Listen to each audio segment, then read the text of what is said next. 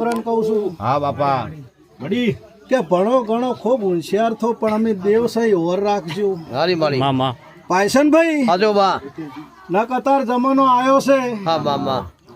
મંદિરમાં જઈને ચરણામૂત લેતા શરમ આવે છે હાચું માડી મંદિરમાં જઈને રાજુ ભુવા ચરણામૂત લેવી હોય તો શરમ આવે છે હાચું માડી અને રવિવારનો દાડો આવે ને સોટો પોણી કરવો હોય તો મજા આવે છે બા બા જમાનો આવ્યો છે જુઓ ખમા ખમા ભાઈ મારા જોગણીના ભગવાન એવું કે છે ભાઈ ભાઈ ઓગણે ગાય બોધી હોય તો શરમ આવે છે આમાં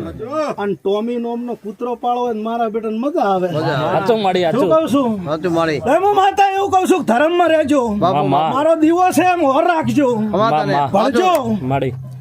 ભણવામાં તમારે મહેનત કરવી પડશે ને ચોય ખૂટશે તો મારા ભગવાનની રજા લઈને હું ઉતર્યું માડી પણ મહેનત કરજો મહેનત કરીને અમે દેવસઈ ના ભૂલતા હાચું મારી હાચું માડી નકે પાયસનભાઈ ભાઈ ભાઈ ભણશો તો નોકરી લાગશે બાપા કલેક્ટર એસપી કે કદાચ ડીઆઈજી ની હા મારી તો મારા બાપા એક જ પેઢી તમે ખાશો એટલું જ થાય હાચું માડી શું કહું છું હાચું હાચું માં પણ મારો ધંધો ન કરતા હા માં મારા દીવાના ધર્મની ઓર રાખજો ભાઈ ભાઈ